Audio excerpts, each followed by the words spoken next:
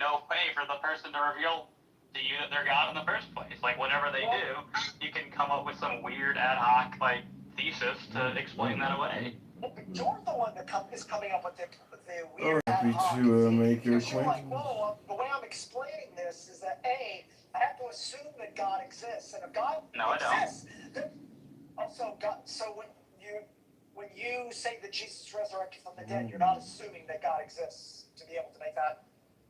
No, I'm not assuming that. I'm saying that's the best explanation of wait a minute. So Jesus resurrecting from the dead is more probable absent any belief in God.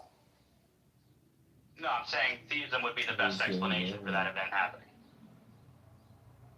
So it's an argument for God's existence. Wait a minute, but you're starting from the position that Jesus did resurrect from the dead. So you're like, okay, if we start from the assumption that he did resurrect from the dead, what's the explanation for that? Right? Yeah, that's after we've already gone through my case that the resurrection happened. If that's been established, then yeah, I'm going to say God raising Jesus from the dead is the best explanation for that. No, the position is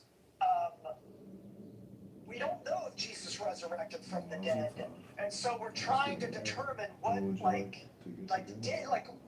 I guess we're trying to determine what actually happened, and what possibility is he resurrected from the dead.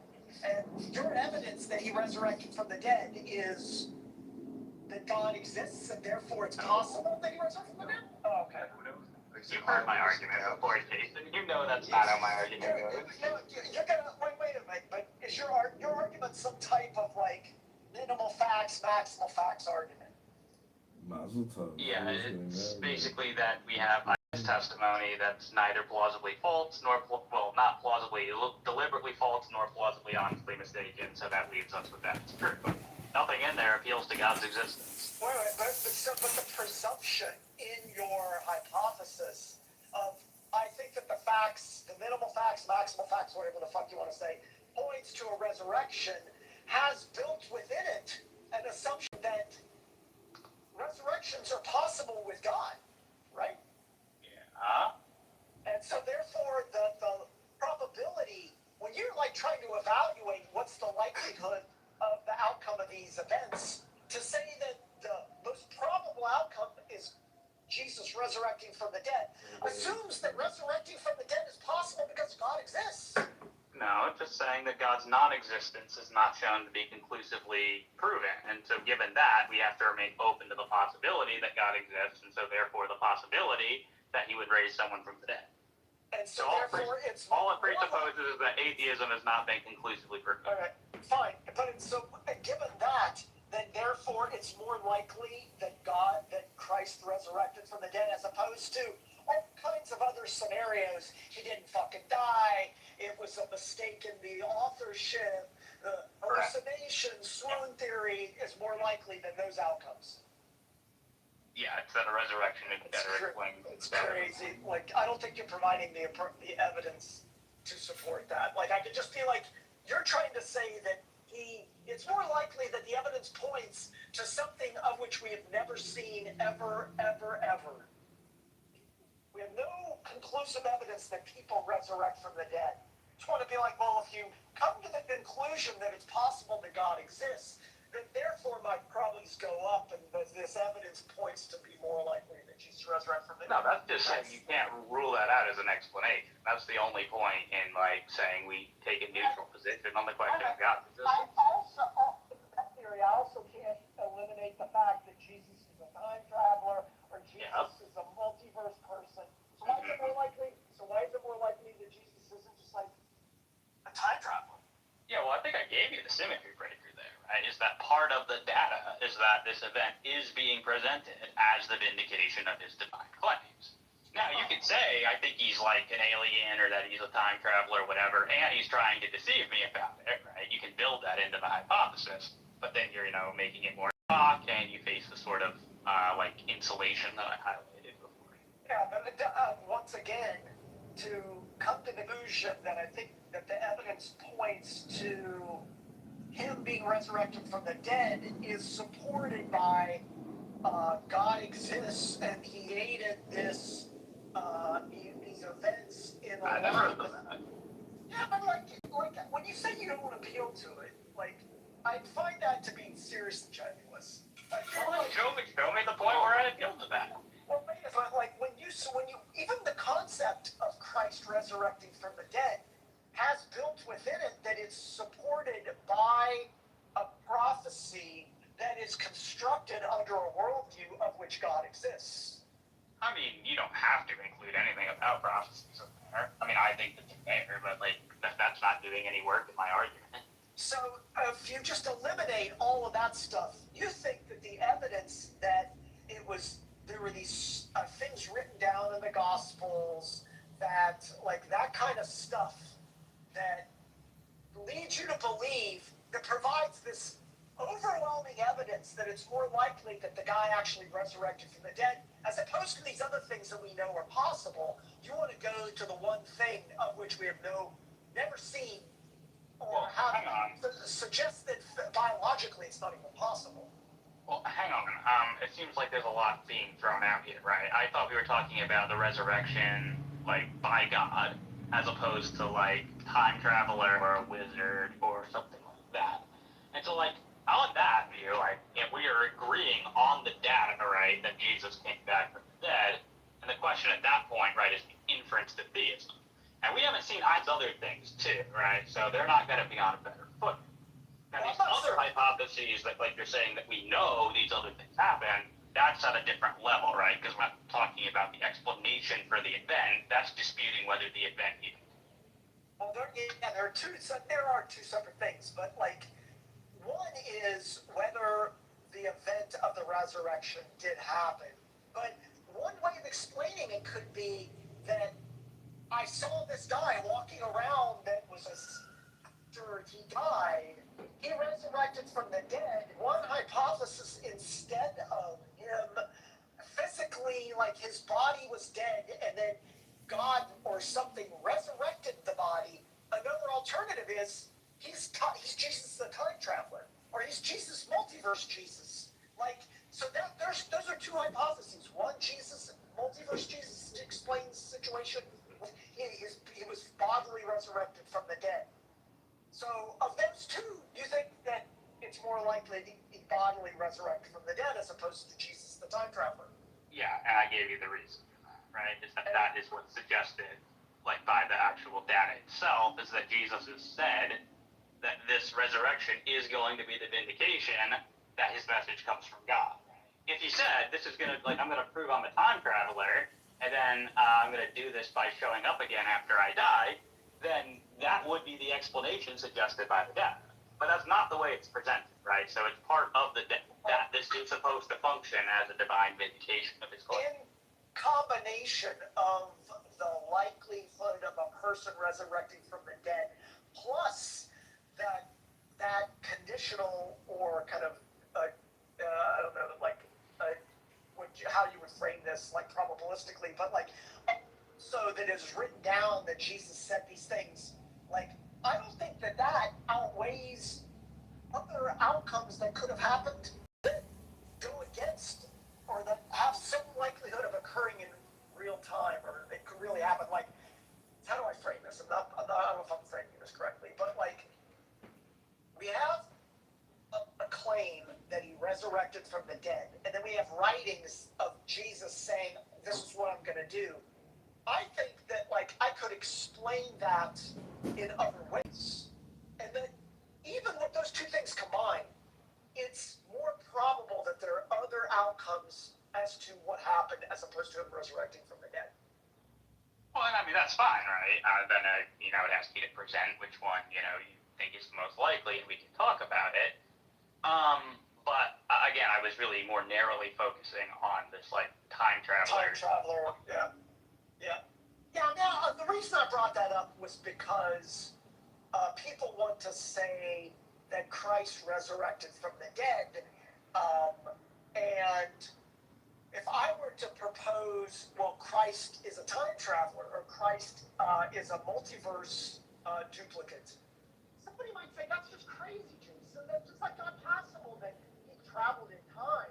And I'm just going to then say, well, what's crazy is that you think he resurrected from the dead.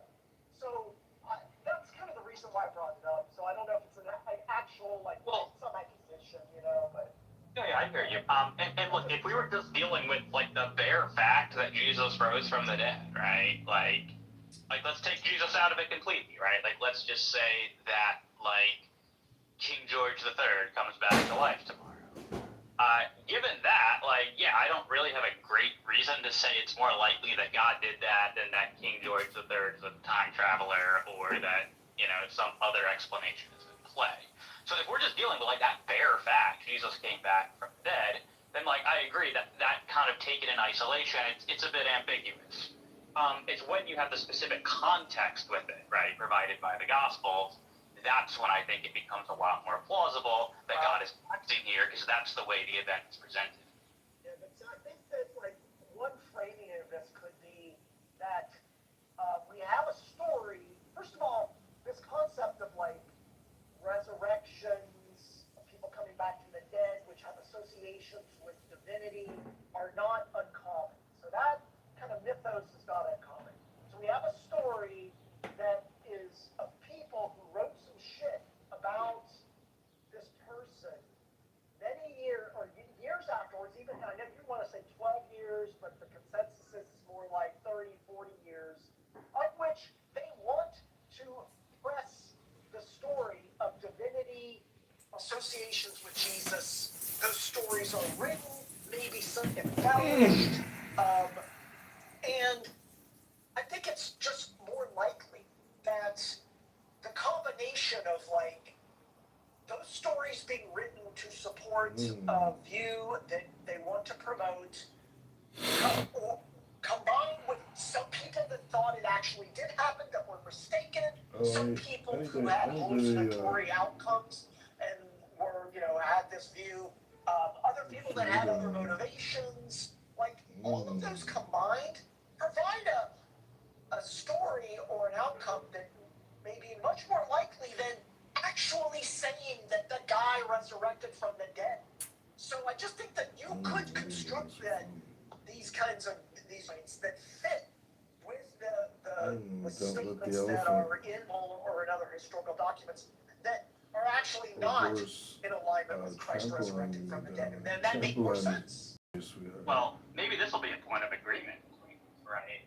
I think if like the mainstream scholarly position with respect towards the Gospels, like namely that they are late, anonymous, working from earlier traditions, definitely not coming from eyewitnesses, or at least not like directly from them. If eyewitnesses aren't involved at all, there's a heavy dose of legend and like blah blah blah blah. If I accepted that view, then yeah, I probably wouldn't believe in the resurrection myself, right? Certainly, I wouldn't be anywhere near as confident in it as I am. My own judgment, having looked at this, I mean, fairly considerably, is that assessment of the Gospels is just wrong, right? And so I really, right, that's just not what I think the Gospels are. But Right, that's just not what I think the Gospels are.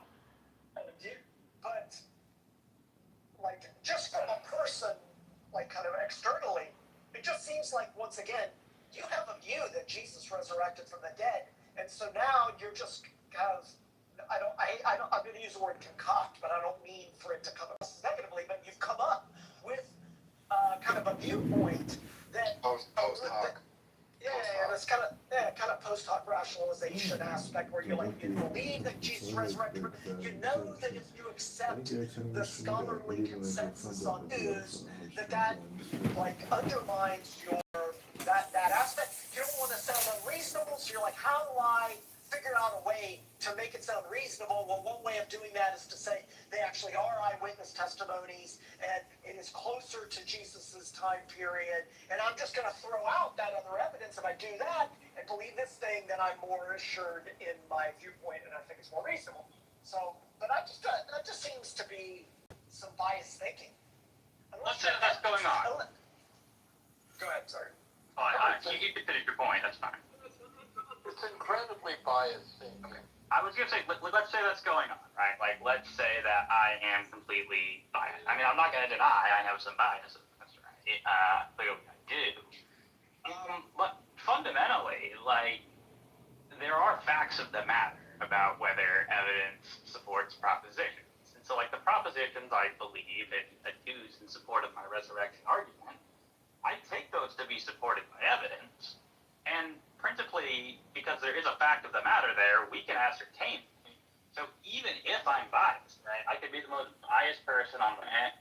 and it could still be the case that the evidence supports the proposition that Jesus rose from the dead.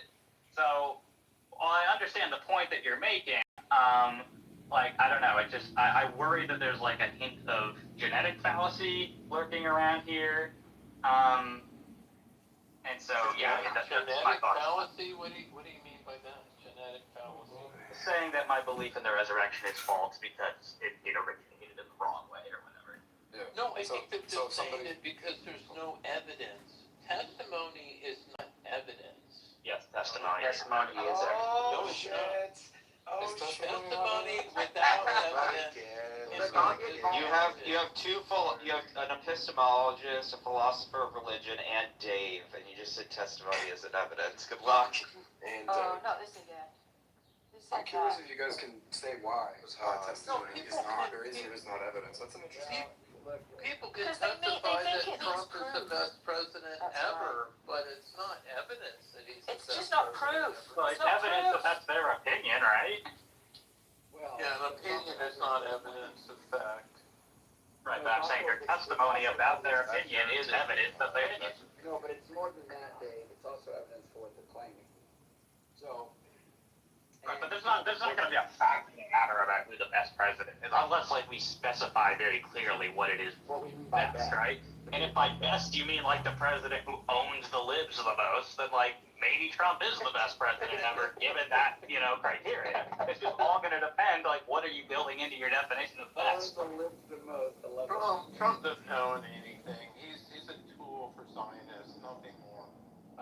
Well, I mean, I would say you're a tool of your own, Hans, but Oh, we all have our opinions. Look at Paul your doesn't believe in the resurrection. He doesn't accept Paul. He doesn't accept John, and he doesn't accept certain aspects of Matthew. And he thinks the swoon you hypothesis is don't reasonable. Don't accept the forget that. covenant, and you don't accept the covenant of Abraham, and you don't accept the laws of Moses. I was grafted That'd in. be a Jew. So there you have it. I do accept the covenant of Abraham and the laws of Moses. No, you believe that The covenant God of Abraham made is You don't accept that you're under that, right, Andrew? You No, believe that yeah, God made these I'm not- unfair laws but- that we couldn't No, but I follow. accept them. I accept them insofar as I mean that they occurred, they happened, they are legit, they serve their purpose. Right. If it- I if don't it's think that's what wrong, Hans means. you No, think we don't think they're we're wrong. We think we're not under them anymore. Well, It's Hans doesn't like believe Paul that either. taught I don't- that- Let- Let's try not to talk over each other. Let's try. Sorry, Jason C. Hans doesn't believe that either. So I don't understand why he's trying to hold me to that standard. He doesn't believe that he's under the covenant of Abraham. He accepts Jesus. So I don't understand. Anyway. Jesus actually says not a single jot or tittle will drop from the law. Heaven and earth will pass away before the law Okay. will pass away. So do you eat pork until? Yeah, I do accept it. You always close that part out. Do you eat pork, Hans? Do I eat pork? Yep. No, I don't. You I mean, put bacon is my delicious. wife does, but it's like, well, it seems to really like bacon in the morning. Okay. When but- when somebody has a period, do you cast them out of the city for a bit and let them get cleansed, Look, or Look, Or what- at what do you least at least the half of the laws are obsolete because there's no more temple okay? So you anymore. agree things can Let change. me finish. I believe since half the mitzvahs are obsolete, I believe what's far more important is following the spirit of the law. And the spirit of the law is to submit to the Creator's will and to fight my ego and to try to keep my ego in check so I don't cause suffering for myself and the people around me. That's the spirit of the law. And Jesus sums it up. There's only two laws. Love God with all your heart, mind, and soul, and treat other people as you would treat yourself. He simplified it. Yeah, but he didn't get rid of them. He just simplified it. It's just like the great Rabbi Hillel. They said, hey, can you sum up the Torah while standing on one leg? He said, sure. Don't do to other people what you would hate done to yourself. And then he goes, the rest is all commentary. So, yeah. Well, I'm largely sympathetic to that, Hans. I don't know why you think I don't agree. Well, that's good.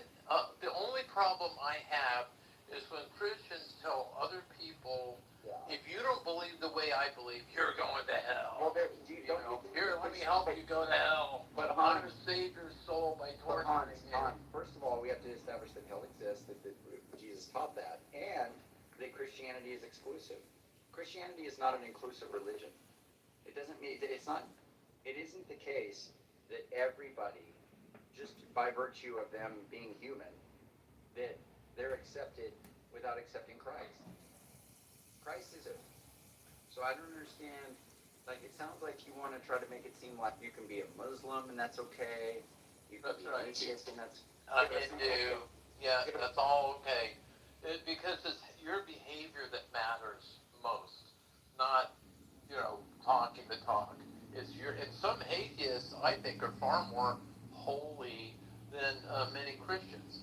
And you know as well as I do, Paul does say this in Corinthians, that you are to believe in the death, burial, and resurrection of Christ, because that's how we're saved.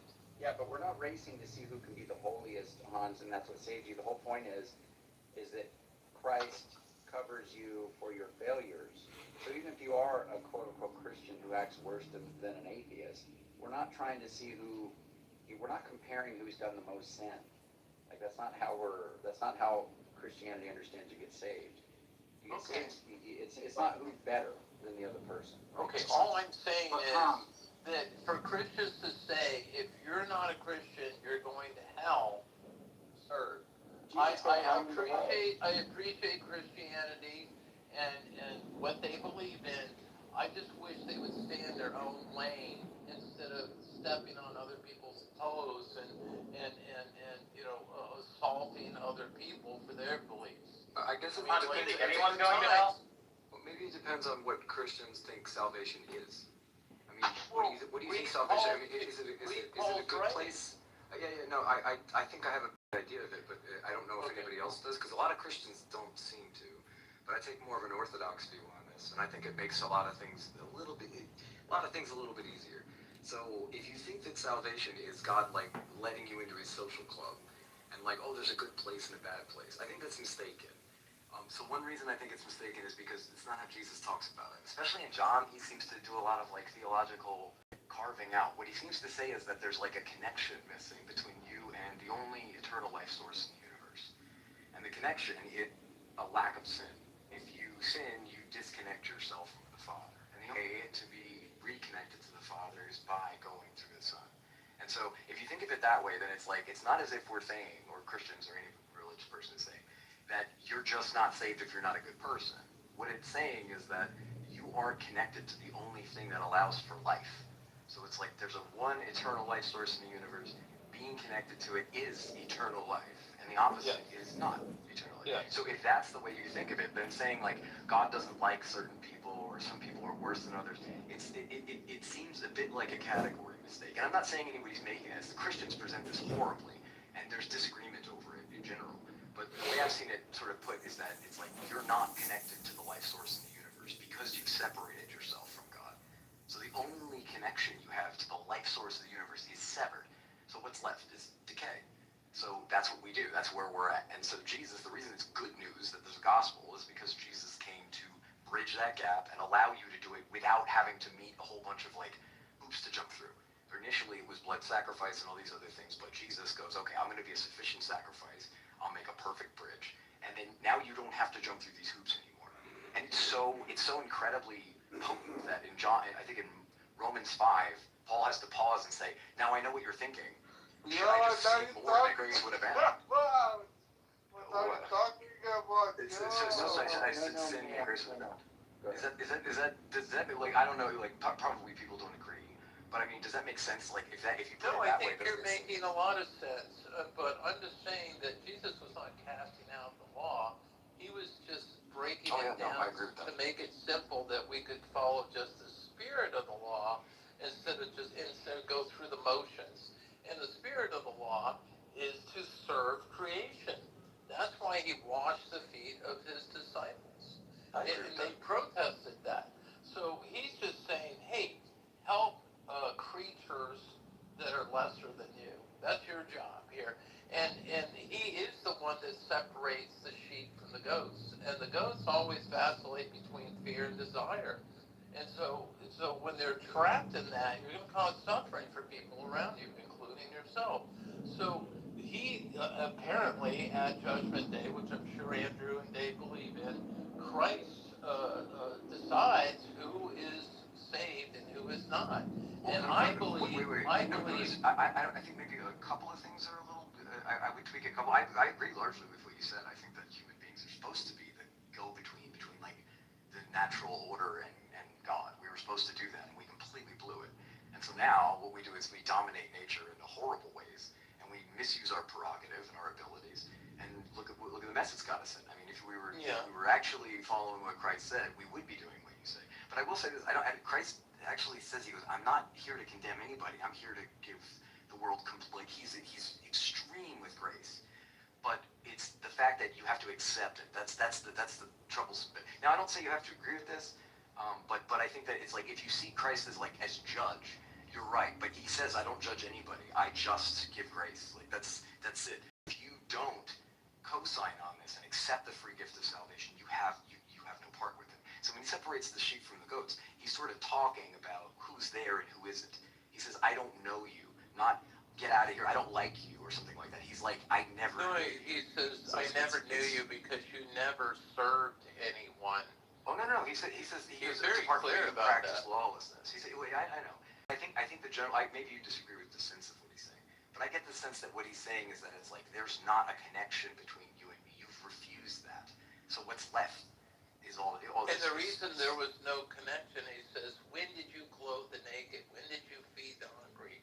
You didn't. So he says, depart from me. Yep. And that's when he says, I never knew you, right? Yep. So I'm just saying that I do believe that he chooses between the incorrigible, unrepentant people who served only themselves and those who serve the creation. And wouldn't you rather be hanging out on an earth that's civilized with people who are following the golden rule versus heading out to a new earth, caveman style, starting over again with the worst offenders that were rejected from this planet? Totally. I think that's what hell is.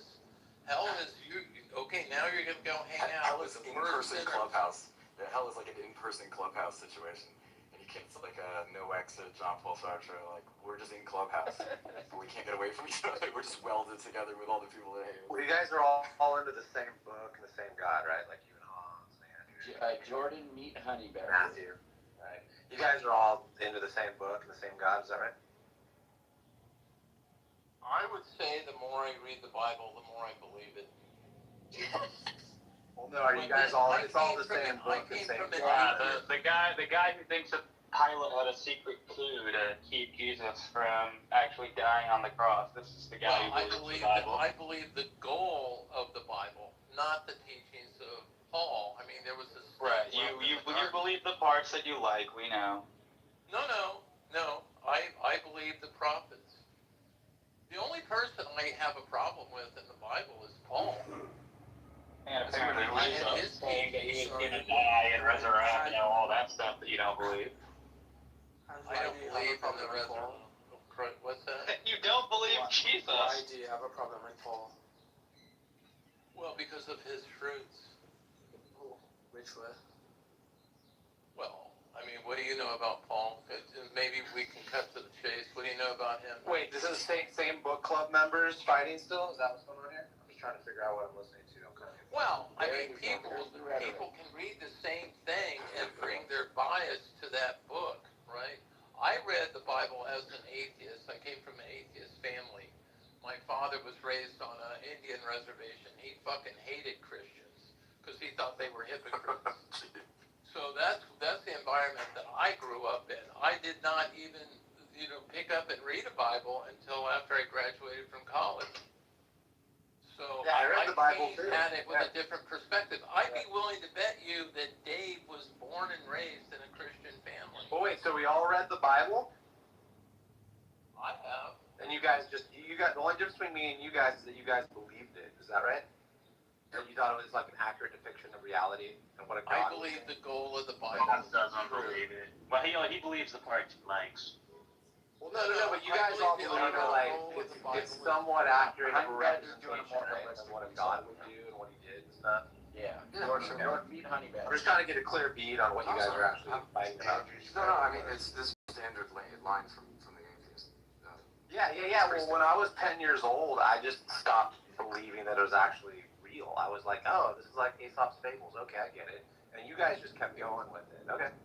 Yeah, I didn't start till I was 20. I think that's pretty I accurate. think maybe you should stop giving up on stuff so early. Maybe go to a little bit of a... Well, wait. What is this So rock believing seal? in leprechauns and fairies and Santa Claus, like we should all believe in all this stuff. Is that all? Really? I don't know if I stopped believing those things at 10.